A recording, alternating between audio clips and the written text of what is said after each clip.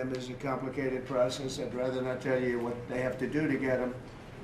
There are places you don't want to be, but we are getting the hostages back on Tuesday, Monday or Tuesday, and that'll be a day of joy. I'm going to try and make a trip over. We're going to try and get over there, and we're working on the timing, the exact timing. We're going to go to Egypt, where we'll have a signing, an additional signing. We've already had a signing representing me, but we're going to have an official signing. And the amazing thing is all of the countries over there, from Qatar to Saudi Arabia to UAE to all of them, I mean, the rich ones, the less than rich ones, they've all come together, something which is amazing, actually. They've all come together for this, and they're really probably the best relationships they've ever had. So it's been really something incredible that nobody thought it was possible to get it done. And very importantly, the hostages are coming back. As you know, they consider them hostages. They talk about them as hostages, but there are approximately 28 dead people, mostly young, mostly men, but and boys. I mean, boys. The one woman talked about her baby.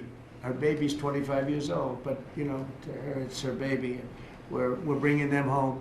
We're getting them to getting everything, and to those parents, the dead young man is just as important, as though this person were alive. It's amazing. I've never seen anything quite like it. I've been very much involved. I've never seen anything quite like it. But it's really peace in the Middle East.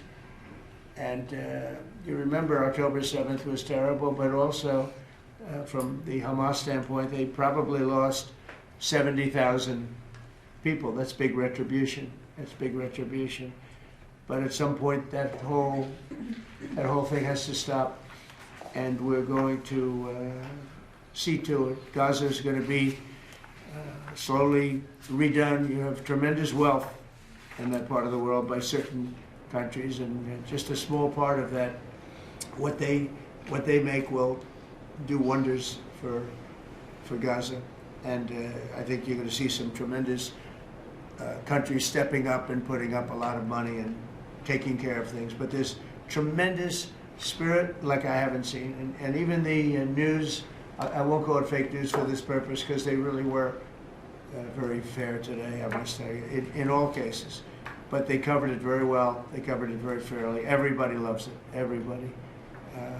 People that were never giving us a fair shake, frankly, they can't even believe it. They're so they're amazed by it. A lot of people are. But it was just everything came together. I think the attack was very important on Iran, because let's say that didn't happen, they'd probably by now have a nuclear weapon, numerous nuclear weapons, and therefore, even if we signed a deal, there'd be a big dark cloud over it, and it wouldn't be the same thing. So Iran's different, but Iran wants to work on peace now. They've informed us, and they've acknowledged that they're totally in favor of this deal. They think it's a great thing. So we appreciate that, and we'll work with Iran. As you know, we have major sanctions on Iran and lots of other things. We'd like to see them be able to rebuild their country too, but they can't have a nuclear weapon. So I want to express my tremendous gratitude to the leaders of Qatar, Egypt, and Turkey for helping us reach this incredible day and for being there. They were there with us all the way. And of course, as you know, Saudi Arabia and Jordan and so many. I will tell you, President Erdogan was personally involved in dealing with Hamas and some of the others. He's been great. They've all been really amazing. Indonesia's been amazing. Indonesia's been fantastic. The whole world has come together for this. People that didn't get along, people that didn't like each other, neighboring countries that frankly didn't like each other, but now it's just this moment in time. So we look forward to welcoming the hostages, like you can't believe, home to their families, and that'll take place early next week. We hope Monday or Tuesday. And all Americans should be proud of the role that our country has played in bringing this terrible conflict to an end and I want to thank, I mean, some of the people, JD, you were fantastic, and Pete, you were great, Marco was fantastic. I mean, some of you were very much involved. I'm looking around. So indirectly, I think almost everybody in this room was involved. Susie, I want to thank you very much. You were incredible. You've done an incredible job. So, and yes, John, what you've done was invaluable. CIA, John Ratcliffe, and he's done an incredible job. So I want to thank you all, and if I'm missing anybody, I apologize, but you've been amazing. And then you have Steve Witkoff, who worked so hard. And you remember we settled 7, this is number 8, we settled 7 wars, or major conflicts, but wars. And this is number 8. And the one that I thought would be maybe the quickest of all would be Russia-Ukraine, and I think that's going to happen too.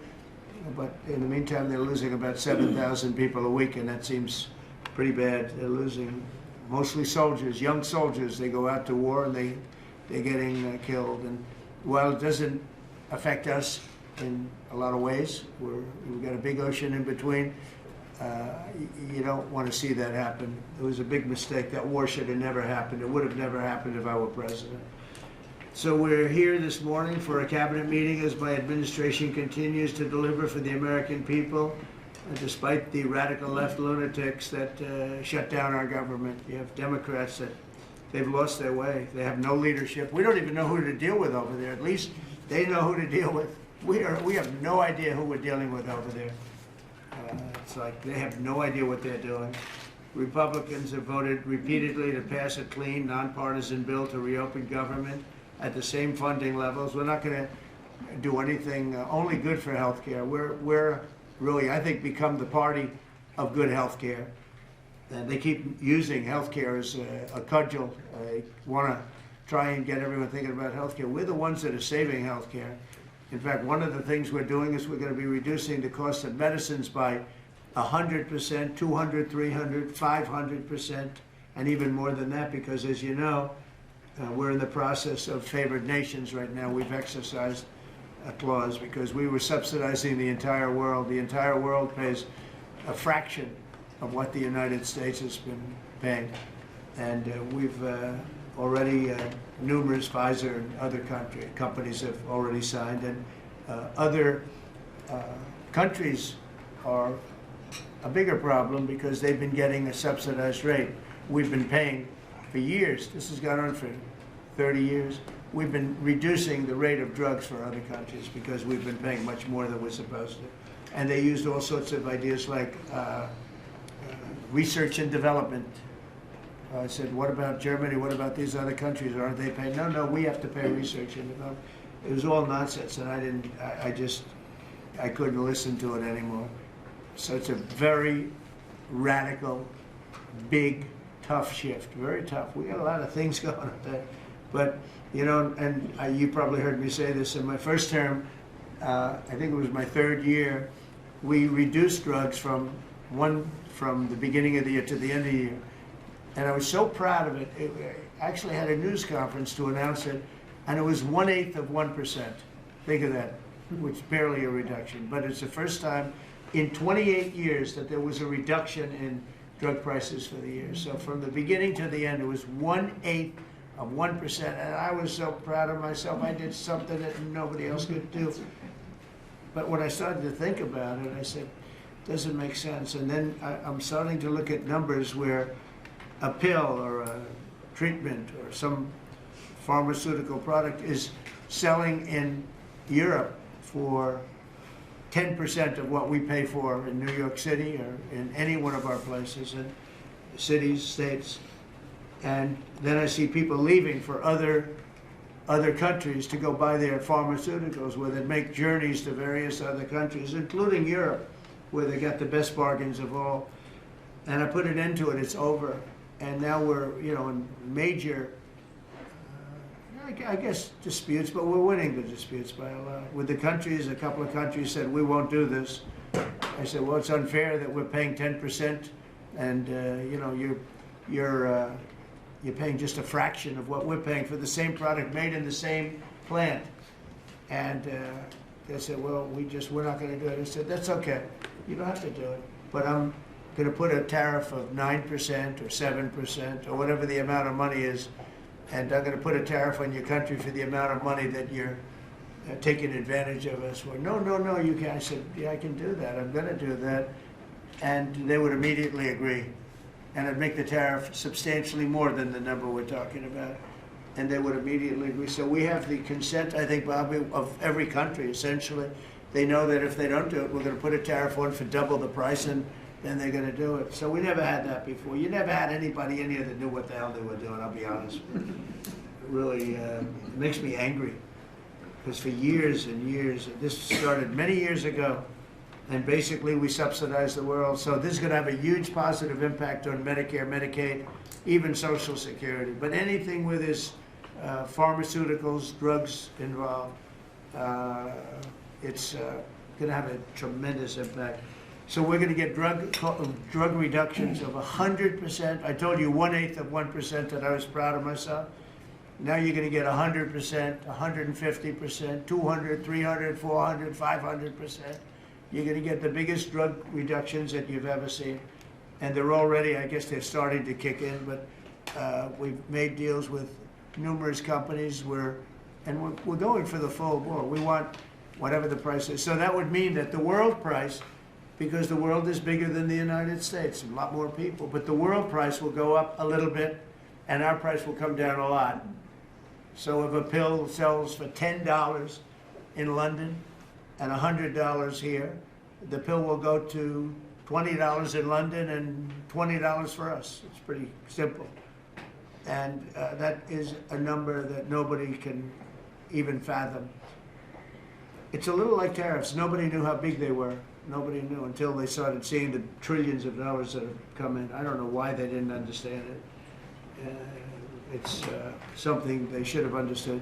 We were taken advantage of for years with tariffs.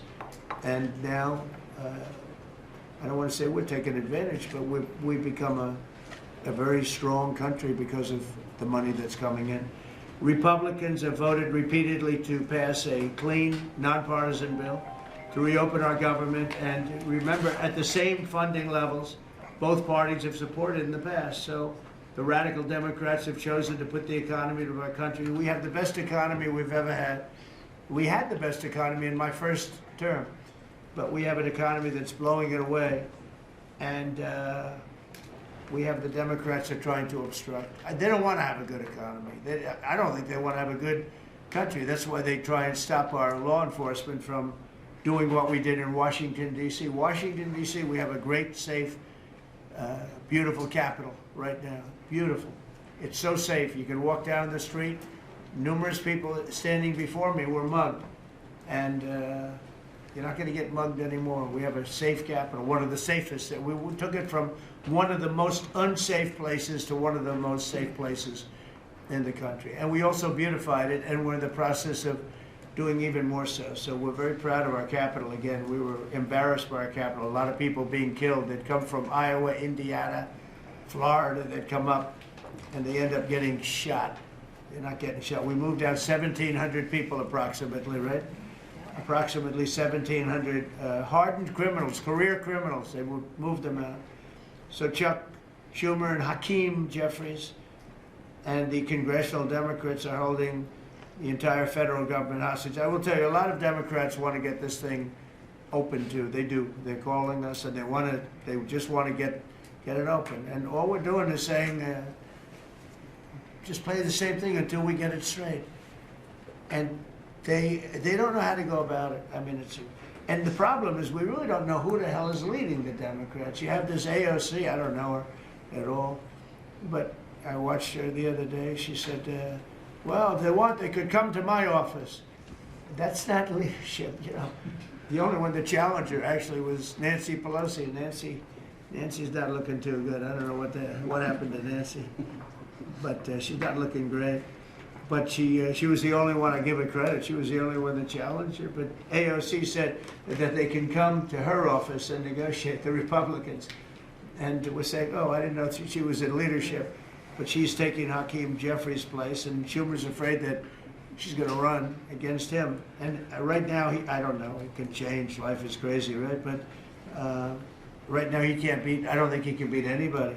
So he'll lose in a primary. I would say he'll retire before he loses in a primary. So I think Schumer's going to retire because he can't beat anybody. His polls are so bad. Meanwhile, the Democrat shutdown is causing pain and suffering for hardworking Americans, including our military, our air traffic controllers, and impoverished mothers, people with young children, people that have to live not the greatest of lives. But we're doing so many tax cuts. We've cut their taxes. The great big beautiful bill, we've cut their taxes at levels that nobody's ever seen. I mean, no tax on tips, no tax on Social Security, no tax on overtime. It's been a great thing for a lot of people. They're doing great. Despite all of the damage that it's caused, the shutdown has been, pretty damaging. I mean, it's not yet because it's early, but it gets a little bit worse as it goes along. And we'll be making cuts that will be permanent. And we're only going to cut Democrat programs. I hate to tell you. I guess that makes sense. But we're only cutting Democrat programs. But we're going to start that. And we have Russell, who can talk to you about it if he wants to. But we'll be cutting some very popular Democrat programs that aren't popular with Republicans, frankly, because that's the way it works. They wanted to do this. So we'll give them a little taste of their own medicine. But Chuck Schumer proclaimed this morning that every day gets better for them. No, every day it's actually getting worse for them. And they're having a rebellion in the Democrat Party because they want to stop. And if you saw all of Schumer's, I watched last night like 10 different times over the years, he said, you can't shut down government, you can't shut down. And now he's the one that shut it down. So this is a confession that he's acting not to serve the people, but to serve the partisan interests of his party. And I don't think he's serving them well because they're way down. Look, they just lost an election in a landslide. It was interesting. I watched Kamala. It was a sad figure. I watched her the other day saying the election was very close. I said, no, the election was a landslide. We won the popular vote by millions. We won the Electoral College by, I think, 312 or 315 to 220 something. But there's another one that we won that's why when you see the maps are completely red. It's counties. The counties, we won at 2,505 to 525. So 2,500 to 525. That's called one of the greatest, biggest landslides in history. And that's one that people are using now as a primary. But literally, when you see it colored in, the entire country is red, representing Republicans. So, they go around, they just lie. They just lie. And everything's a big lie with them. Well, the other side, and the other thing I don't understand is, Christie, I looked at crime numbers in Chicago. They're through the roof. And I have a governor who stands up every day and tells us how wonderful Chicago is. It's just a lie. It's like a con job. It's like Gavin Newsom. He says how well he's doing in California, and they're doing terribly. Population's getting smaller. People are leaving. And other people are coming in. And, I wouldn't say it's an even trade. While the other side is focused on playing games, the Trump administration is focused on creating jobs, bringing down prices. And we've really brought them down a lot. That's the other thing. We're bringing down prices a lot. We're bringing down grocery prices, but the big thing is energy. When you bring down energy, everything comes down. And the energy prices are way down. I see we're down to about $61 now a barrel. And what gasoline's going to be, I think gasoline's going to be below $2 at some point in the pretty near future. It's very low, much lower than it was under Sleepy Joe. And we're restoring law and order in our country. We're restoring it here, but we're restoring it right now. We're in Memphis. We're going to Chicago. We're going to other cities. Many governors are asking us to, including Democrats are trying to ask. I don't know what the big problem is. If I were a Democrat governor, I'd be saying, whatever you can do to get crime down, I'll take anybody. You can bring them in I don't care who it is. A lot of people said that. They interviewed women, these beautiful women in Chicago, black women with a MAGA hat, a red hat. They said, we don't care who he brings in here, but this place is really dangerous. We just want crime to stop. It's true. They don't care. They don't differentiate between the National Guard and the Marines. They don't care. they'll take anybody.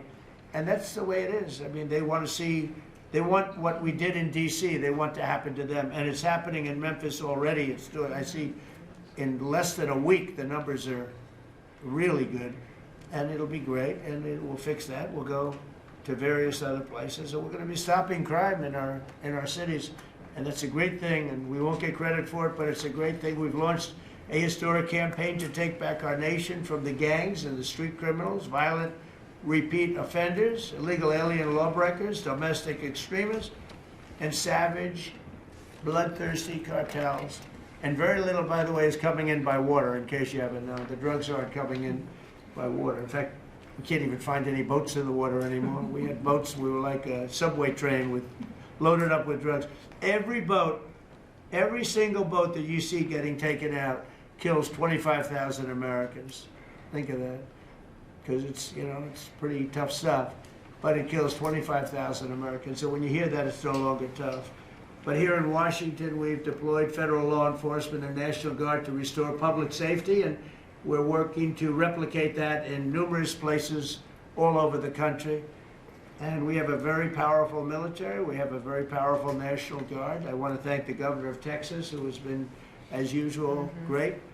Governor Abbott, he gave us 400 troops without even a question. And we have other governors likewise doing what has to be done, because they know we have to confront crime. We're directly confronting the sinister threat of left-wing domestic terrorism and violence, including the terrorist group Antifa. You saw that yesterday. We had a news conference. Antifa's out of control in Portland and other places, but mostly Portland in the case of Antifa.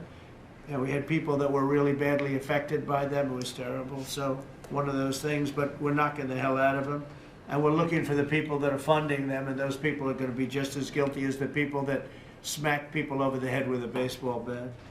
And I'd like now to ask Attorney General Bondi and Secretary Noem to discuss this a little bit and tell where we are. And then we'll go around the room. We'll go quickly. We're going to go quickly if we can, because we have a lot of things to do, including I won't be spending that much time here because I'll be leaving fairly soon for the Middle East.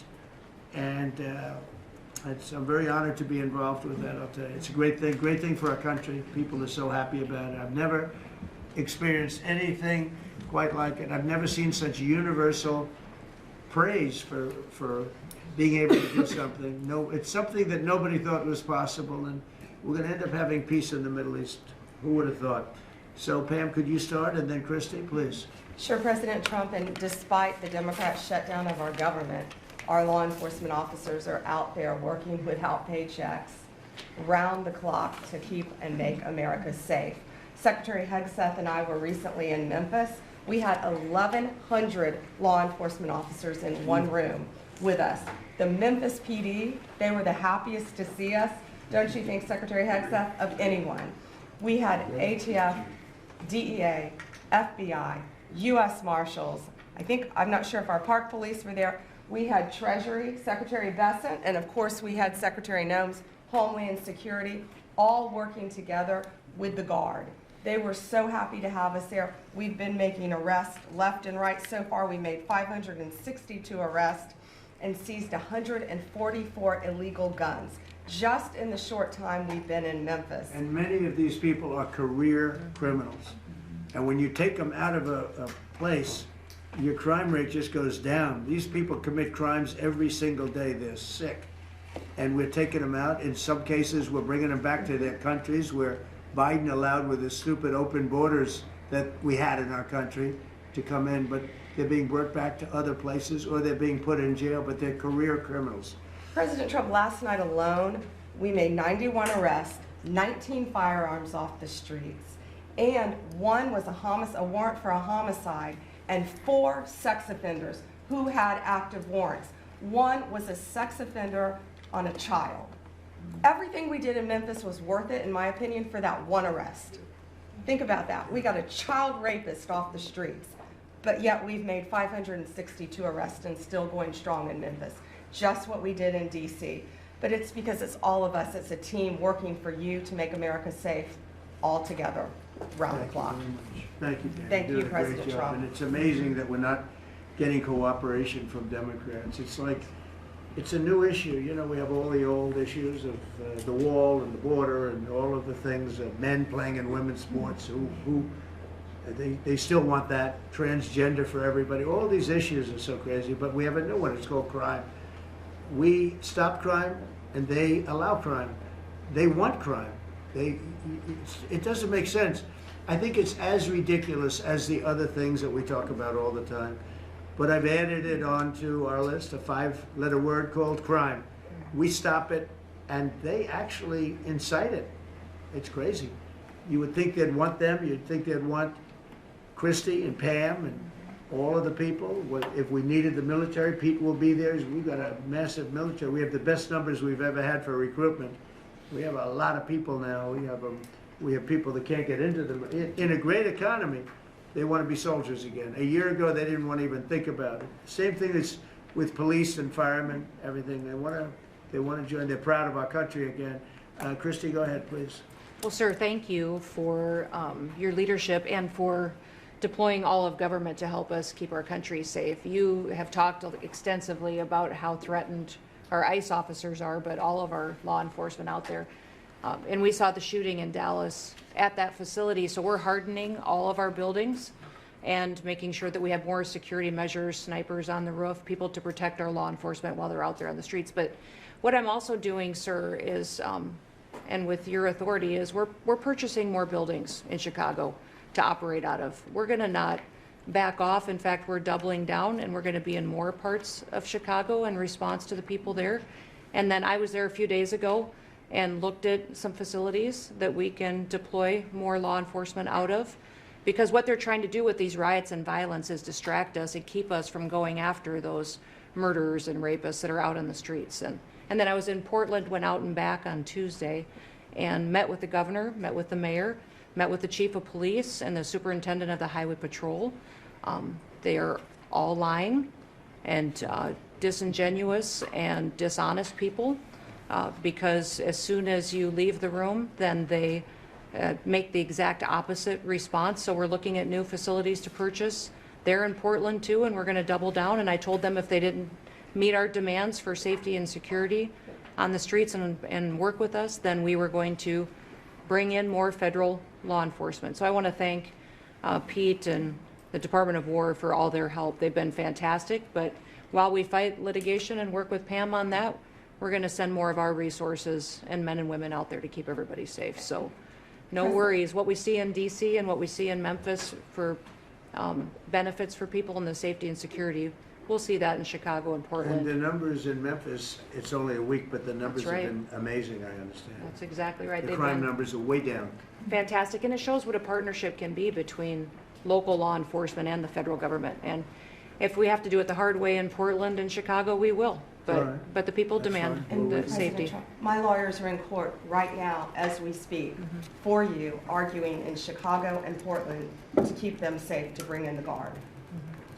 The government doesn't want it there, but we do. We're going to keep their citizens safe, thanks The to people you. want it. They do. I don't understand the politics of it. I don't Right. understand why a Pritzker is trying to protect people that are. They're more scared really of the anarchists that are on the street and the politics of it than they are of doing the right thing. I think they're afraid. Yeah, they I are. think They're scared. Threatened. They don't tell us, but I think Pritzker's threatened by people. There's no other reason that this could be possible, that they don't want to have a safe Chicago. And we can solve the problem very quickly. And we're doing that anyway, regardless of if he doesn't want it or if he does want it, we're doing it anyway. So next year. I asked the mayor that himself. He said that Portland was perfectly safe, a beautiful city, no problems. And I said, well, why did you clear the streets for me today then and build out a 4-block radius to make sure I could get in and out of here? And these people on the street screaming death to ICE. There's graffiti that says Molotovs melt ice.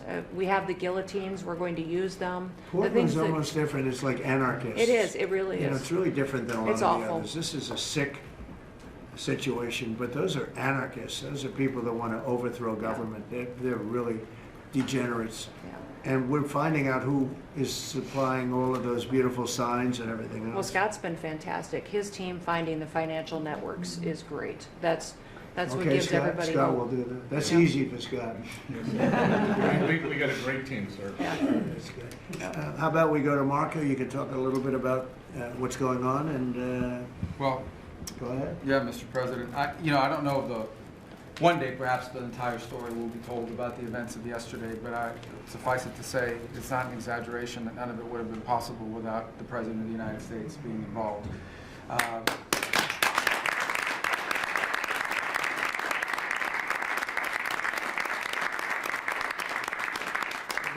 It really began with your trip to the Middle East, where these relationships were forged with partners in the region, personal relationships, close relationships that created the foundation where all of this was possible. Where I think this really took a turn. Remember, a month ago, no one thought this was possible.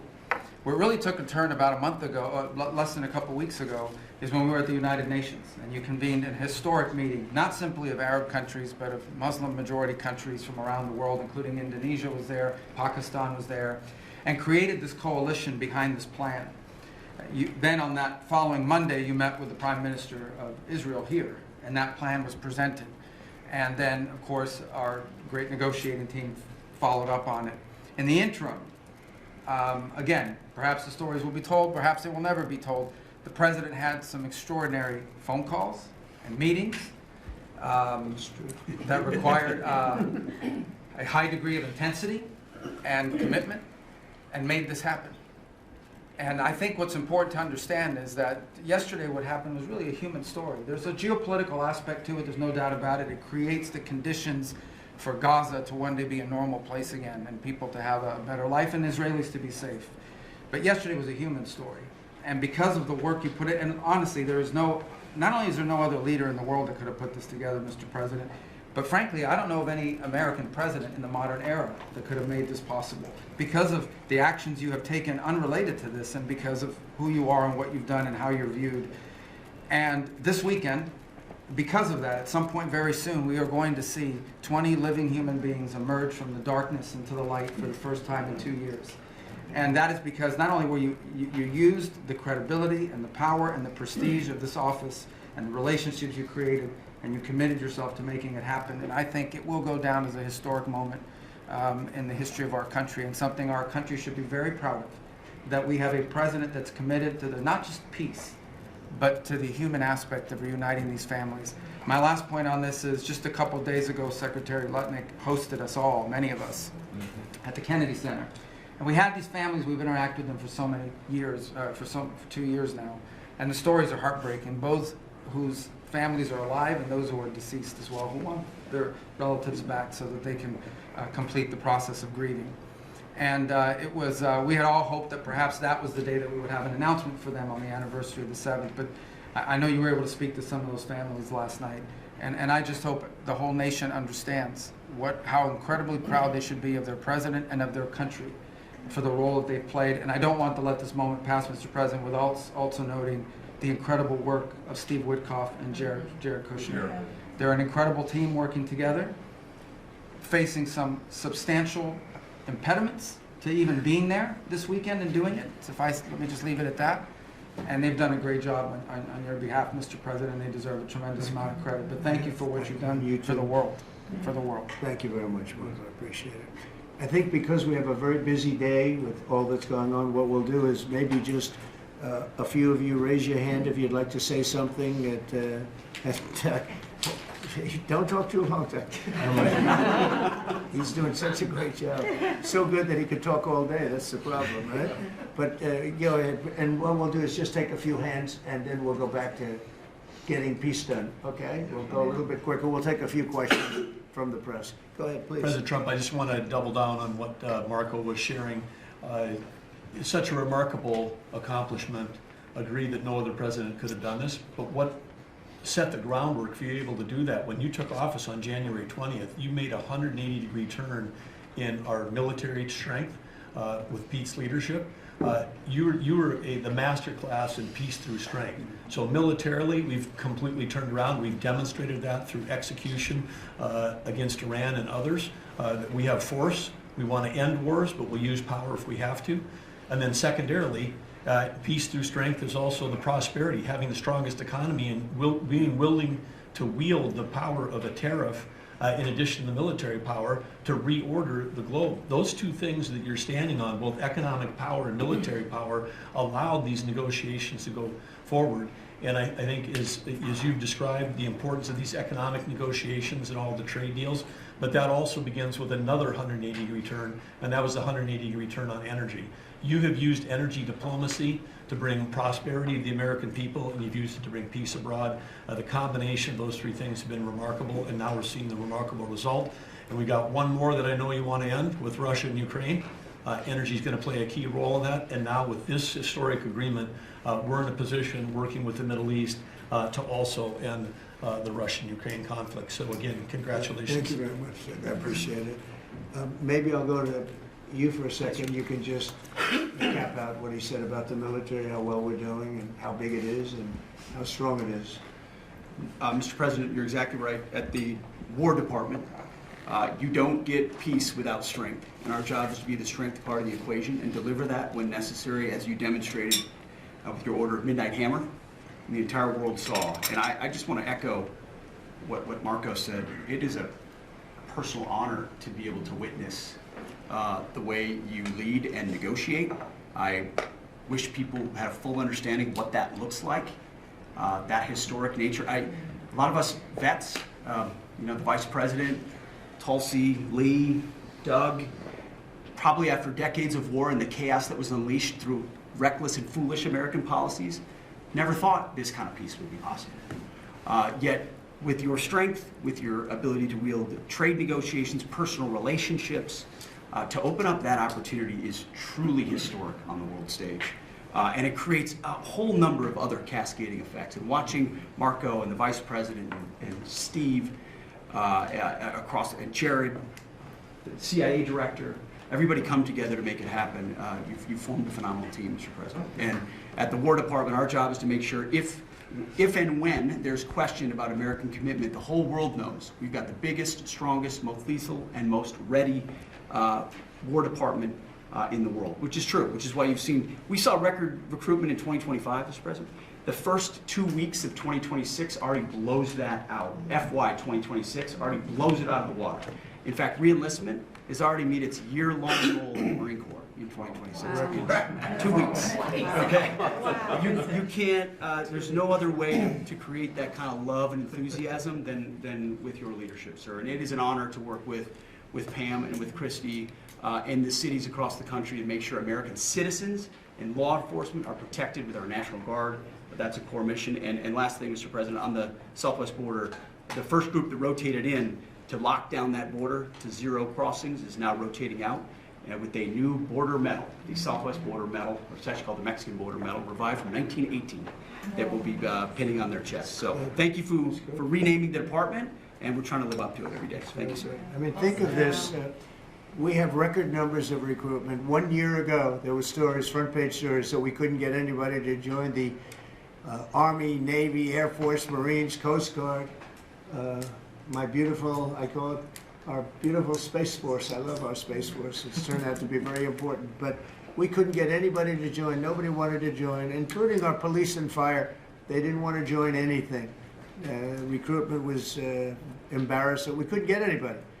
And now we're brimming. Now it's, and they're getting in based on merit now. A soldier's a soldier. They come in now based on merit, not based on woke stuff that anybody can qualify. You have to qualify for jobs. You have to qualify for certain types of jobs. And it's amazing. So we were embarrassed a year ago.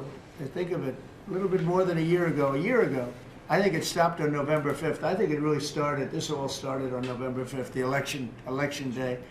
But now everybody wants to be in. We have an overabundance, and maybe we should raise it a little bit. I don't know. I like that idea, sir. But we could raise it. But we have so many people want to join, and they're proud of our country again. JD, could I ask you to say a few words? Yes, sir. So just a couple of things. Mr. President, first of all, congratulations on yesterday. It was a big day. To Marco, to Susie, to the entire team, but in particular, viewing it from this perspective where for months, the fake news media attacked you, attacked the entire team, attacked your approach. You know, the definition of insanity is to do the same thing again and again, expecting a different result. The reason we're here is because the president actually charted a different course with a different team. He vested a lot of authority in Steve Witkoff in particular, and that's why we're here. It's because you did something different, and I think it's important to recognize that. I also think the president, you know, Marco mentioned the president's personal touch being a big part of this. You know, one thing I would say is obviously the President of the United States, a New York real estate billionaire, one of the most famous New Yorkers in the world, has a lot of interaction with a lot of people who are very pro-Israel. I think that was an important set of experiences and life experiences that he brought to the table. He also, of course, knew one of the most famous Palestinians in the world, Chuck Schumer, and I think without that background of knowledge, it would have been impossible to get us to this moment. Second thing I would say, just on Chuck Schumer, the president mentioned this, that Chuck Schumer said this has been very good for us this morning about the shutdown. One of the things that we talked about before all the media came in, and that all of us are going to work on for the rest of the day, we've been working on for days, is how to make the shutdown as painless as possible on the American people. So while Chuck Schumer brags about this being good, and I think the president is right, it's not good for him politically as much as he might think that it is. It's causing real consequences for the American people. There's a low-income food program, the WIC program, that my mom actually used when I was a baby. That program is about to be underfunded, and it's about to get cut off because Chuck Schumer won't open the government. We have troops. The Secretary of War mentioned how well we're doing on recruitment. We're trying to figure out how to pay our troops because Chuck Schumer is shutting down the U.S. government. There are veterans benefits that are going to suffer. There are Americans that are going to suffer because Chuck Schumer refuses to do his job. So while we're all celebrating this incredible success that we've had on the world stage, the country could be doing so much better if Chuck Schumer did his job and opened the government.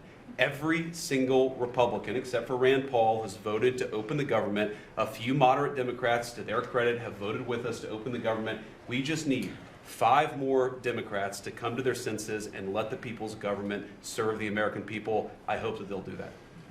Thank you, sir. Chris, Yeah, to follow up on that point, Mr. President, the Democrat or Schumer shutdown did not begin 8 or 9 days ago. It began 8 or 9 months ago with your inauguration. For the first time in American history, every Senate confirmed appointee who are our deputies to run our department, every one of them has been filibustered. One of the critical parts of my department is the National Nuclear Security Administration. It maintains, manufactures our nuclear weapons and our engines for nuclear submarines and nuclear aircraft carriers. We are a key supplier to Secretary of War Pete Hegseth. They filibustered, the Democrats filibustered the leader, the administrator of the National Nuclear Security Administration, would not let him come into my department until the Republicans 2 weeks ago changed the Senate rules so they could confirm him and we could have a leader. They filibustered the leadership, now they're filibustering the funding. In the next 6-7 days, we're going to run out of funding, and the retooling of our nuclear stockpile, the ultimate guarantor of our sovereignty, is going to be underfunded, and we're going to have to slow down and creep to a crawl these efforts. Just incredibly irresponsible for Schumer to worry about his own reelection and not the 340 million Americans that count on the efforts of our military and all of our departments. It's truly offensive, and we need to bring it to an end as soon as possible. Let's open the government back up. and you're doing a great job. Thank you very much. Bobby, did you want to say something? You got a lot of things happening. A lot of things. A lot of very positive things, actually. Mr. President, I'm glad you're getting bipartisan accolades on the Mideast Peace Agreement. You should also get bipartisan accolades on the MFN agreement. It is an historic agreement that's going to benefit every hardworking American. It's going to lower the price of drugs for every American. By the time this administration is over, we will have 95% of the drugs in this country will be the lowest price in the world. It immediately begins to affect Medicaid, Medicare, Social Security, the other government programs. I remember when I went through the confirmation process, and the principal preoccupation of the Democrats during that process was whether I would continue the IRA negotiations on drugs. The Democrats negotiated 10 drugs. I'm supposed to negotiate every year 15. The 10 that they negotiated, they claimed to get a 22% reduction, but it was a lie. it was 22% under the list price, which was actually higher than the price we were getting.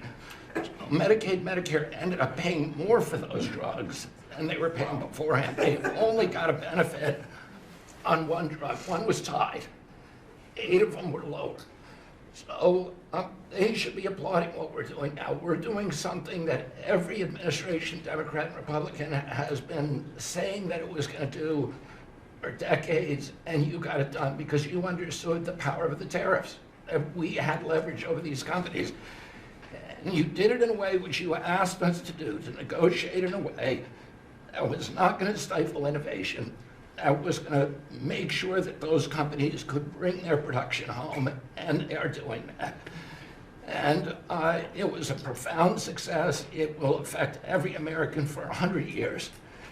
And you should be getting bipartisan accolades on that. I'll say one other thing about Tylenol, only because of this. This morning before I came in here, somebody showed me a TikTok video of a pregnant woman at 8 months pregnant. She is an associate professor at the Columbia Medical School. And she is saying F Trump and gobbling Tylenol with her baby in her placenta. And the level of Trump derangement syndrome has now left political landscapes, and it is now in the realm of pathology. And a mother could overwhelm millions of years of maternal instinct to put her baby at risk. And all you have to do is look at the studies which you and I talked about. It's not dispositive that causes autism, but it is so suggestive that anybody who takes this stuff during pregnancy, unless they have to, is irresponsible. There are 15 rodent studies. Every one of them shows if you give it to the mother, the babies, and particularly the male babies, have profound neurological and behavioral changes. There is a study from Johns Hopkins on cord blood where they divided women into 3 categories: those who had the least acetaminophen in their cord blood, and those who had the most. The ones with the most had 3.6 times the rate of autism in their children. The middle category had 2.2 times, so it's a dose-related response. And there are dozens of studies that show the countries that use the most have the highest level of autism. Cuba has the lowest level in the world of acetaminophen use, and it has the lowest autism rate in the world. So this is not dispositive. It is not proof. We're doing the studies to make the proof.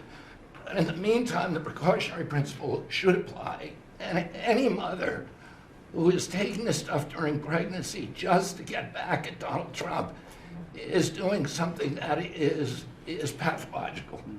And we're seeing that across the board. I got a lot of other stuff to talk about, but I know we got a short time here. But thank you, Mr. President. You're making our country healthier again. Thank you, Bobby. Could you just say, for the record, state what the autism was, let's say, 20 years ago and what it is today? In 1970, the largest epidemiological study in history was performed. 900,000 kids were looked at. They were looking for autism in Wisconsin children. They looked at every child in Wisconsin who was 8 years old. They found an autism rate of 0.7 per 10,000. So almost close to 1 in 20,000, less than 1 in 10,000. Today, the autism rates are nationally 1 in 31, but it's actually much worse than that because California, which has the best collection system, reports an autism rate of 1 in every 19 children, 1 in every 12.5 boys. This is a national security issue. There is nothing more important, and I'm grateful to you, Mr. President, because you know the flack that you take for even talking about this issue. You've shown courage and you've shown leadership, and I can't thank you enough for letting me do this work. Thank you. So think of that, 1 in 20,000, and now it's 1 in 12 for boys, 1 in 18, 19 for girls. So obviously there's something that's artificially, I think, induced, something, whether it's the vaccines in terms of these massive vaccines that are twice the size of a jar like that, of a glass of water like that, I mean, into a baby's body. And I've suggested get them in doses, get them in, maybe 20%, 30%, but smaller, not such a big. I think, that. Then we had certain recommendations, the MMR, take them separately. The measles is already separate now, and it works out much better, but there doesn't seem to be any impact if you take it separately. If you take it as a combination, it's not so great. And some other things, but I would say don't take Tylenol if you're pregnant, and when the baby is born, don't give it Tylenol. You can avoid it at all, just don't give it Tylenol. I'll say this. Really, also. what do you have to lose? You really don't have much to lose. Yeah, go ahead. There's also there's many other confirmation studies. There's 2 studies that show children who are circumcised early have double the rate of autism. And it's highly likely because they're given Tylenol. So, none of this is dispositive, but all of it is stuff that we should be paying attention to. But, there's a tremendous amount of proof or evidence, I would say, as a non-doctor, but I've studied this a long time ago. I met Bobby in my office 20 years ago. We were talking about the same thing 20 years ago. And I was a real estate developer. It bothered me that it seemed to be getting worse, but it's so bad now when you hear these numbers. It's not even really sustainable. I don't know how people do it, but there is some very strong evidence on Tylenol. In fact, at one point, I guess the company gave a warning. They still don't recommend it during pregnancy. That's the weird thing. They're not recommending it, and that's the company itself. So just don't take it. Don't take it. If you're a woman, don't take it, and don't give it to the baby when the baby's born, and I think that's going to have an impact. But I'd also get the shots in smaller doses. There are a few things, we gave a few things that just seem to be, and I think you'd get that number way back up. Think of it. You have 1 in 20,000, and now it's not even believable when you think that 20,000 drops to 12 children. So that's induced by something that's given or taken, and it should be able to be stopped. And you were talking about the Pennsylvania Dutch, you were talking about the Amish, where they don't take any of this stuff, and they have virtually none, right? They have no autism. So we're doing something very bad. Somebody's been given some bad things. Other countries, by the way, we have 82 vaccines that we give simultaneously. And I'm a vaccine believer, by the way. I believe in the polio vaccine. I believe in a lot of vaccines. But when you give 82 vaccines in a shot to a little baby that hasn't even formed yet, it's a lot of vaccines. And in Japan, they give a much smaller number. In Germany, they give a much smaller, like 28 vaccines. It's a lot too, but 28's a lot different than 82. So, but I would say on the Tylenol, don't take it, and that will be. I think it's going to be a big factor. I think it'll be a very good result, and I hope we're going to be able to see that result in the not too distant future. Because certainly, people have heard us loud and clear. That's why I bring it up again. That's why I asked you to talk about it, because this is a horrible thing, and if you don't take it, I mean, you have to tough it through sometimes. There are other things you can do, but you have to tough it out. It's easy for me to say, but I think you're going to see numbers that will be it'll be so significantly improved, and maybe fully improved. I mean, there's something there. There's something going on, and we have to address it. And so I'm addressing it the best I can as a non-doctor, but I'm a man of common sense. Okay, any other questions? I'd like to comment on the Yeah, workforce. please. Mr. President, a lot of people are calling to give you the Nobel Peace Prize after this peace deal that you managed to achieve in the Middle East. First of all, your opinion on that, and I was wondering about your trip to the Middle East, if you can tell us if you were considering to speak at the Knesset, at the Israeli parliament. Well, they asked me to speak at the Knesset, and I've agreed to. If they would like me to, I will do it. It's the first time a president has ever done that, so that makes it very interesting, right? Yeah, of But course. yeah, so I will do it if they want me to. They have asked me to do it. Plus, Thank you. families of hostages are out in the streets in Israel dancing and crying tears They're of all joy. dancing in the streets. Right now, they're dancing in the streets. They're so happy. Everybody's happy. They're dancing in the streets of Arab countries, Muslim countries. I've never seen anything like it. Everybody is happy. It's been really amazing. Mr. Thank you. President. President Trump, on the international peacekeeping force that's going to be deployed to Gaza soon, do you expect that Pakistan, Turkey, other countries to contribute forces? Has that become firmed up? And also on the shutdown, it seems like in the House there's a majority support for a temporary extension of the Obamacare subsidies, perhaps minus the funds for illegal immigrants. Is that how you see the deal to end the shutdown happening? Well, I see the deal just getting extended as we continue to talk, but we're willing to pay because we're paying. You know, it's very simple, we're paying. And the Democrats are the ones that cause this problem. And it's a big problem for them. They have a lot of break in their ranks. But so I see that, you know, I think that'll get worked out. But we want to get back before we do this. We don't want to have a gun held to our head. We don't like that. And the public doesn't like it either. So we want to get back. And I think it's going to work out. I think it's going to work out very well. It's something that shouldn't have happened. This was supposed to take place before the election. You know, this was supposed to take place on September 28th before the election. We shouldn't even be talking about this right now. This is actually something that shouldn't have even happened. Yeah, please. Mr. President, looking ahead, what guarantees Hamas disarms and that Israel doesn't resume bombing once the hostages are The first released? thing we're doing is getting our hostages back, okay? And that's what people wanted more than anything else. They wanted these hostages back that have lived in hell like nobody has ever even dreamt possible. And after that, we'll see. But they've agreed to things, and I think it's going to move along pretty well. But what is phase 2? When does it I'm not going begin? to talk about that because you sort of know what phase 2 is, but there will be disarming, there will be pullbacks, there will be a lot of things that are happening. You know, I gave you a whole list of 22 different things that will take place. And I think it'll take place, and I think you're going to end up with peace in the Middle East. But we have to get our hostages back. And we weren't going to do it at the end. We're going to do it at the beginning. We said we want them at the beginning. We're not doing it. You know, we got the hostages back. We did, as a group with Steve and Jared and Marco and me and all of us. We got the hostages back. We got many of them back. Many, unfortunately, were dead. But we got many back that are now living with their families, with their parents in many cases, and with their husbands, families, wives.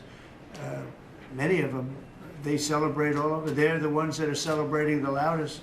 They're all over. There are a lot of them that we got out. But the last 20, and I always said the last ones are going to be the most difficult. But it's been a very big deal getting the hostages out. But the rest is going to take place too. And can you promise Palestinians they will be able to stay? Well, they know exactly what we're doing. We're going to create something where people can live. You can't live right now in Gaza. The place is it's a horrible situation. Nobody's ever seen anything like it.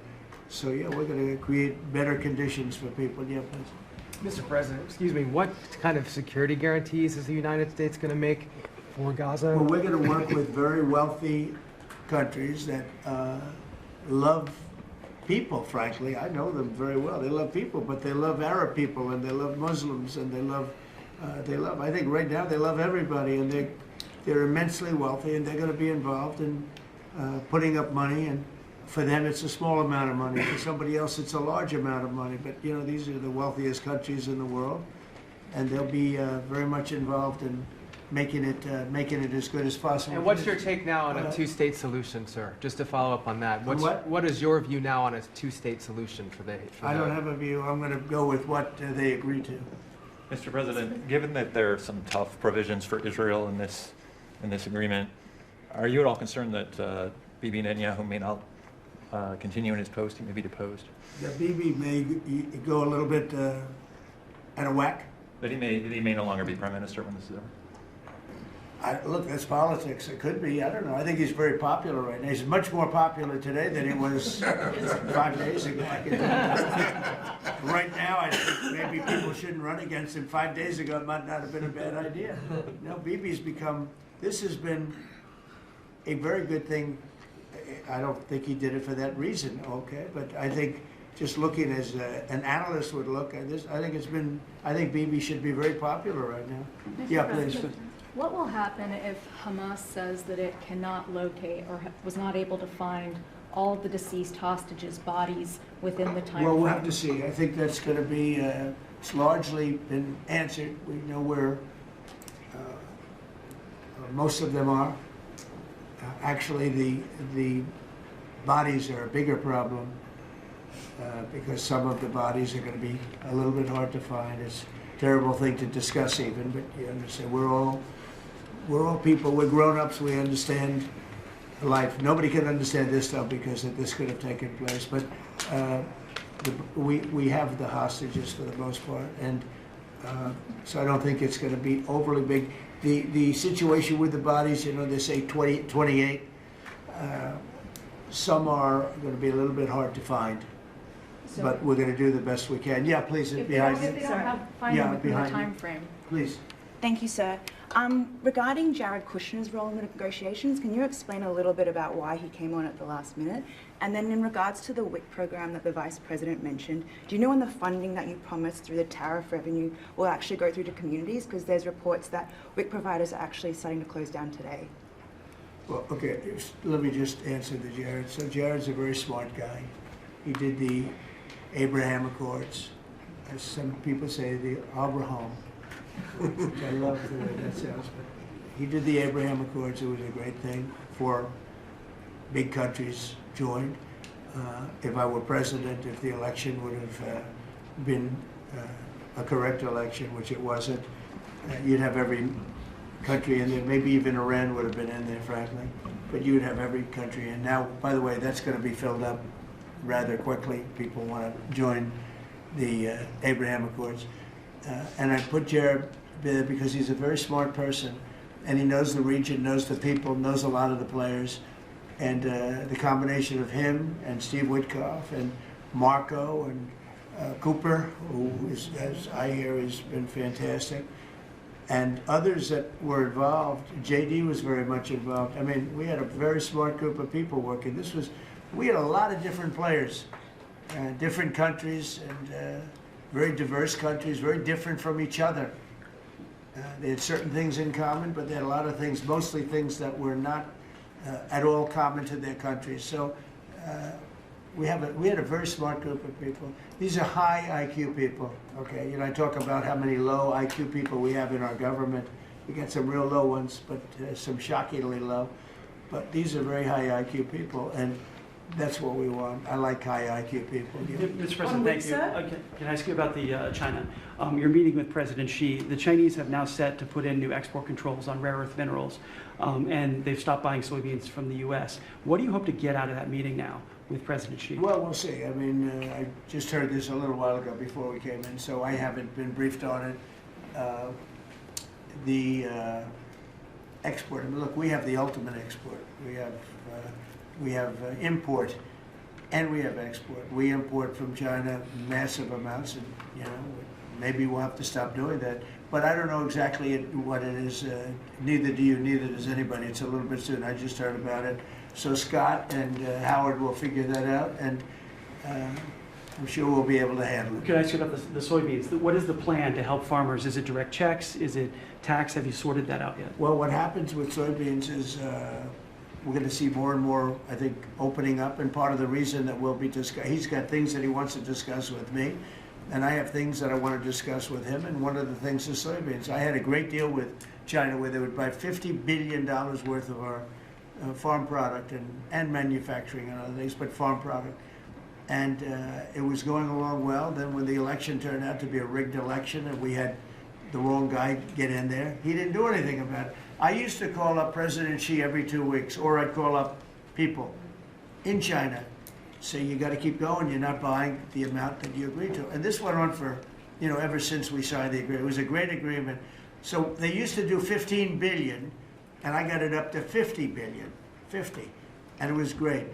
Then when Biden got in, they just never adhered to the agreement, and nobody in Biden's group, as you can imagine, did anything about it. So it just sat there for 4 years, and they didn't adhere to the agreement. And we, you know, it's hard to go back after 4 years of nobody calling them, but I used to call them every 2 weeks. I'd say, you know, you're a little low, or I appreciate it. Oftentimes I'd say, thank you very much. You are totally adhering to the agreement. but we had an agreement, they would buy $50 billion worth of our product, mostly farm product. And the farm, remember I said to the farmers, buy larger tractors and more land, and that's exactly what happened. They did well. But we do suffer. I'd like you to discuss that maybe for a second, Brooke. Sure. Very quickly, by the way. Yes, sir.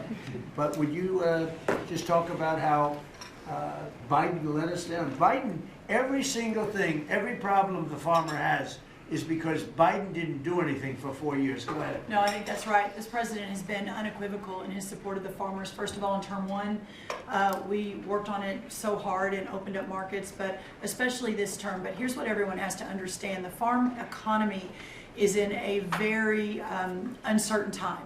But that isn't because of the current trade negotiations, although certainly the China part is part of that. But we inherited a slew of issues. First of all, as the president said, when we left Trump 1, we had an agriculture trade surplus. When we came back for Trump 2, it was a $50 billion ag deficit. That isn't everything, that's just agriculture. The second part is the cost of inputs for our farmers increased on average between 30 and 38%, but that includes fertilizer, it includes fuel, it includes interest rates, it includes labor. All of this came about under Joe Biden, a 47% increase in the cost of labor that now Secretary Chavez-DeRimmer and Noam and I are working on. Fuel is coming down, thank you. Interest rates, thankfully, are coming down. A 73% increase in interest rates for our farmers. They couldn't get loans to make sure that they could move forward. So that's all really, really important, and I think we have to realize what the president's commitment is this, that we're moving into an era of rural prosperity, of a golden age for our farmers in rural America. The trade renegotiations and the trade realignment that Jameson and Scott and Howard have led with the president's leadership is unlike anything that's happened in the history of our country. And those that will benefit the most are the original Americans, our farmers and our ranchers. The president has committed, if we need a bridge, he has talked about that to get us from the Biden years to the new Trump era. That's what we're working on every day. We've got to get the government reopened so that we can move forward on that. And once we do, we'll be able to move out a significant program to help our farmers. Long term, we have to change this hamster wheel of government. We've got to ensure that the farmers have the market to sell, and it's a national security issue and onshoring a lot of the food as well. So, sir, thank you. On the shutdown, Mr. President. Thank you, everybody. On the shutdown, I think that's enough. Thank you, press. Thank you, press. Let's go. Thank you, guys. The country is doing very well. Thank you very much, everybody. Thank you, Are you press. still open Thank to you, dialogue, press. Mr. Thank you, President? press. Thank you. Let's Thank go. you, press. Thank you. Thank you, Guys. press. Let's go. Thank you, guys. Thank you. Thank you. Right this Thank you, way. guys. Wrap the camera so we can come back. Thanks, guys. Grab the camera. We can come back. Thank you. Thank you. Of course. You guys, thank you. Keep moving. Take the cameras with you.